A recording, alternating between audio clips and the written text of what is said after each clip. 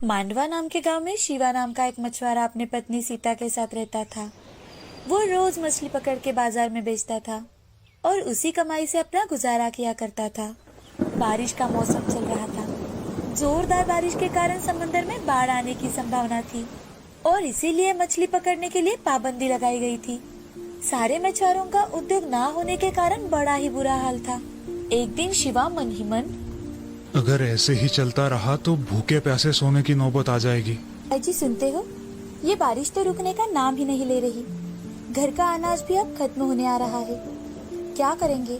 कुछ सोचा भी है आपने? अरे सीता, अब मैं क्या कर सकता हूँ इसमें? अब तो सब किस्मत पर है। अगर कल तक बारिश रुक गई तो अच्छी बात है, नहीं तो अपना क्या होगा क्या पता। शिवा एक बहुत ही नेक दिल और दयालु इंसान था। उसे अपनी कोई संतान नहीं थी।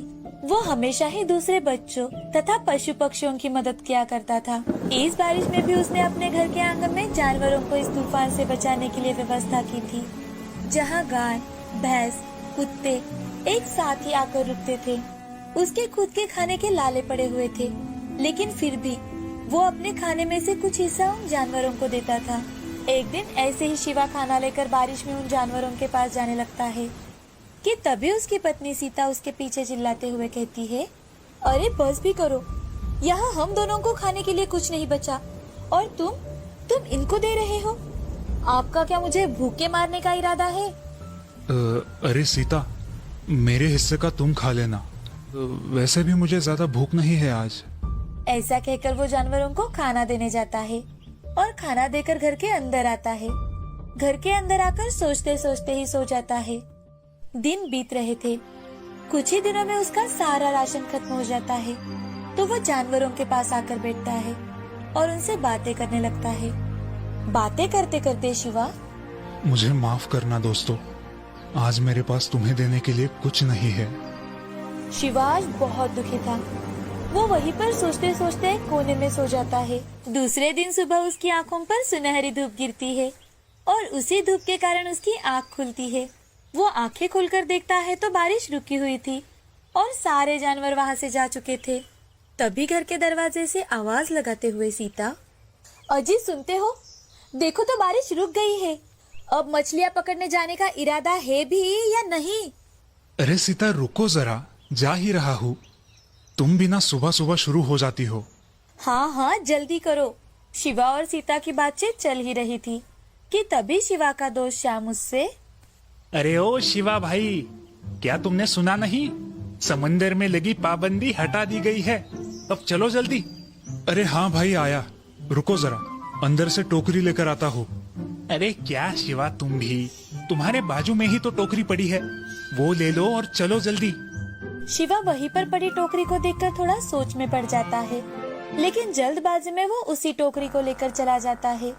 आज सारे के सारे मछुआरे मछली पकड़ने के लिए समंदर में जा रहे थे।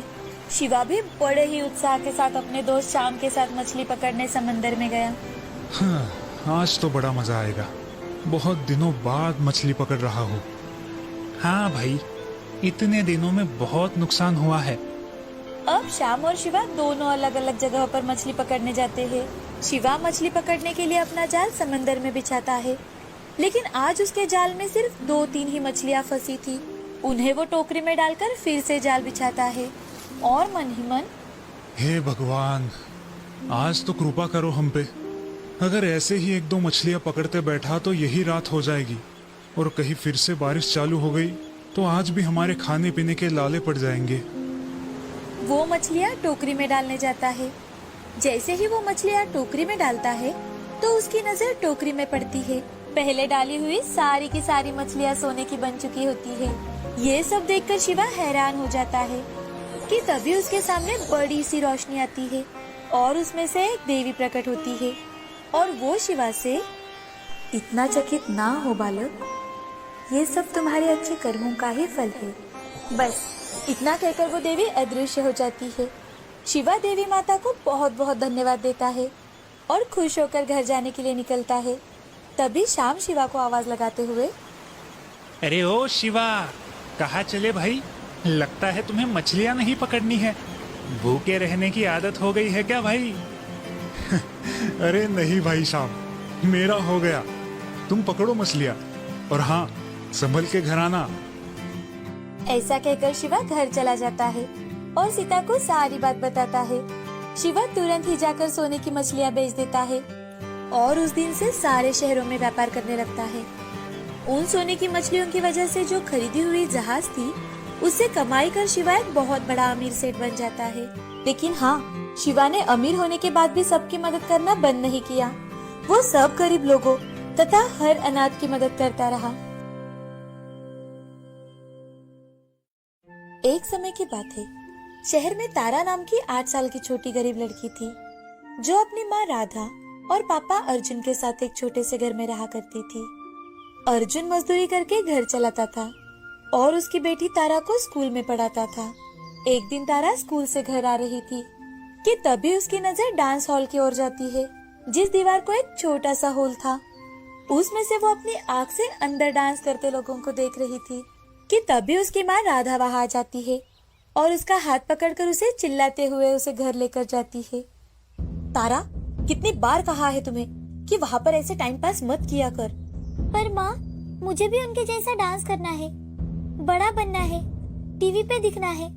माँ, मुझे भी जाना है वहाँ डांस सीखने। अरे बेटा, वो सब बड़े पैसों वाले लोगों का काम है। हमारे पास इतने पैसे हैं कहाँ कि हम तुम्हें वहाँ डांस सीखने के लिए भेजे। चलो चुपचाप अपनी पढ़ाई करने के लिए बैठो। माँ की डांट से तारा रूठ के कोने में बैठ जाती है कि तभी तारा के पापा अर्जुन घर आते हैं और वो तारा से, अरे मेरी प्यारी गुड़िया को क्या हुआ? ऐसे मुंह फुलाकर क्यों बैठी है मेरी गुड़िया? पापा, मुझे भी डांस सीखने जाना है। अरे बिटिया, तुम वहाँ जाती ही क्यों हो? अगर तुम वहाँ गई ही नहीं तो तुम्हारे मन में ऐसे विचार भी नहीं आएंगे। हाँ बेटा, हम तुम्हें पढ़ा रहे हैं, यही बहुत बड़ी बात है। तुम पढ़ाई में ध्यान दो और पढ़ लिख कर अच्छी कंपनी में जॉब करो। ठीक है माँ, पापा, अगर आपकी यही इच्छा है तो आज से मैं सिर्फ और सिर्फ पढ़ाई में ही ज्यादा ध्यान दूंगी। चलो अब खाना खाकर सो जाते हैं। कल सुबह पापा को भी काम पर जाना है और तुम्हें भी तो स्कूल जाना है ना। खाना खाकर सब सो जाते हैं। सुबह होते ही अर्जुन अपने काम पर चला जाता है और तारा अपने स्कूल। अब ऐसे ही उनका हर दिन बीता करता था। कई साल बीत जाते हैं। तारा के मन लगाकर पढ़ाई करने के कारण वो हर साल अच्छे नंबरों से पास होती है। तारा की पढ़ाई में प्रगति देखकर अर्जुन और राधा भी बहुत खुश थे। अब तारा का कॉलेज भी खत्म हो जाता है और एक दिन तारा को कॉलेज की तरफ से एक बड़ी कंपनी से इंटर्नशिप के लिए कॉल आता है और उसके बाद वो लोग तारा की काबिलियत देखकर उसे अच्छी पगार वाली नौकरी भी ऑफर करते हैं। तारा बहुत खुश हो जाती है और अपने माँ पिताजी से कहती है, माँ, पापा, मुझे एक कंपनी से इंटर्नशिप के लिए कॉल आया है, जिसके बाद वो लोग मुझे अच्छे पगार वाली नौकरी भी देने वाले हैं। पापा, अब आपको इतनी मेहनत नहीं करनी पड़ेगी। ये खुश खबर सुनकर अर्जुन और राधा की आंखों में से आंसू आ जाते हैं। अरे वाह बेटी, ये तो बहुत अच्छी खबर सुनाई तुमने। देखा राधा, मेरी छोटी सी गुड़िया अब कितनी बड़ी हो गई है। अर्जुन और राधा तारा को गले लगा लेते हैं और राधा भगवान के सामने दिया लगाने जाती है। लेकिन पापा। हाँ बेटा, बोलो, क्या हुआ है? पापा, वो इतनी अच्छी कंपनी में इंटरव्यू के लिए जाने के लिए मेरे पास एक भी अच्छी ड्रेस नहीं है। बिटिया, तुम उसकी फिक्र मत करो। शाम को घर आते समय तुम्हारे लिए एक अच्छी सी ड्रेस लेकर आऊंगा मैं।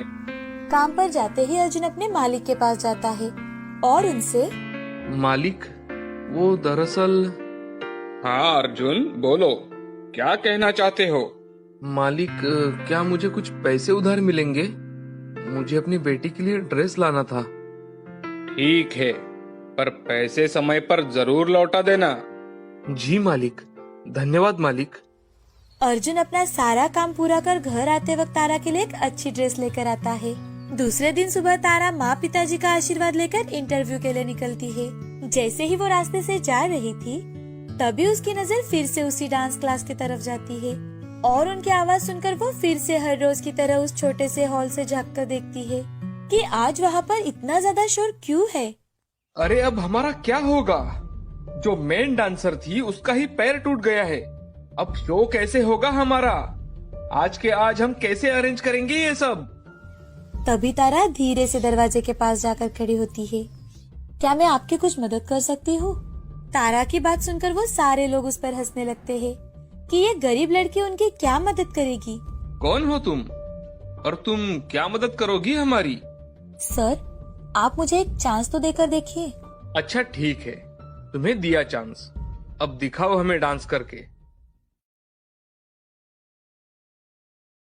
जब तारा उसका डांस स्टार्ट करती है तो वहाँ के सभी लोग आश्चर्यचकित हो जाते हैं और वो डांस टीचर तारा से, अरे तुमने ये कहाँ से सीखा? ये तो हमारी कोरियोग्राफी है। जी सर, माफ करना, पर मैं रोज आपका डांस देखा करती थी और घर जाकर प्रैक्टिस किया करती थी। मुझे बचपन से ही आपके यहाँ डांस सीखना था, लेकिन हमारे गरीब हालात की वजह से मैं कभी अंदर नहीं आ पाई। तुमने तो हमारी सारी चिंता एक झटके में दूर कर दी। क्या तुम आज के शो में हमारे ग्रुप में परफॉर्म करना चाहोगी? जी सर। अब तारा की खुशी का कोई ठिकाना नहीं था। तभी उसका फोन बजता है। हेलो हेलो मिस तारा, मैं कंपनी से बात कर रही हूँ। आज तुम इंटरव्यू के लिए आ रही हो या नहीं? जी मैम। ऐसा कह के तारा फोन रख देती है और सोच में पड़ जाती है। एक तरफ उसका बचपन का सपना सच हो रहा था और एक तरफ उसके माँ पिताजी का सपना। उनकी मेहनत थी जिससे उन्होंने तारा को इस मकान पर लाया था। लेकिन उस समय तारा अपने पैशन को चुनती है और अपने घर पर बिना बताए ही डांस क्लास वाले लोगों के साथ शो में परफॉर्म करने के लिए निकल जाती है। तारा की वजह से उनका पूरा ग्रुप वो शो में जीत जाता है और हर जगह सिर्फ तारा के डांस के ही चर्चे होने लगते हैं। सब होने के बाद शाम को तारा घर आती है। अजी सुनते हो, अपनी तारा आ गई, देखो तो। अरे बेटा, आ गई तुम? आओ आओ बैठो और बताओ कैसा गया तुम्हारा इंटरव्यू? तुम्हारा सिलेक्शन हुआ या नहीं? पापा, वो दरअसल तारा को कुछ भी समझ में नहीं आ रहा था कि वो अपने माँ पिताजी से कैसे सच कहे। वो उन्हें दुखी नहीं करना चाहती थी, पर वो उनसे झूठ भी नहीं बोलना चाहती थी। इसीलिए तारा ने उन्हें सारी बात बता दी। अरे तारा, तुमने ये क्या कर दिया? कितने दिनों बाद घर में खुशी आई थी। अरे ये सब करने से पहले एक बार अपने पापा के बारे में तो सोच लेती। अर्जुन बहुत दुखी हो जाता है और वो वहाँ से उठकर बाहर चला जाता है। जैसे ही अर्जुन बाहर निकलता है तो गांव के 2-3 लोग उससे मिलते हैं और वो अर्जुन से, अरे अर्जुन भाई, क्या बात है, तुम्हारी तारा तो टीवी पे आ गई। ये सब कैसे हुआ?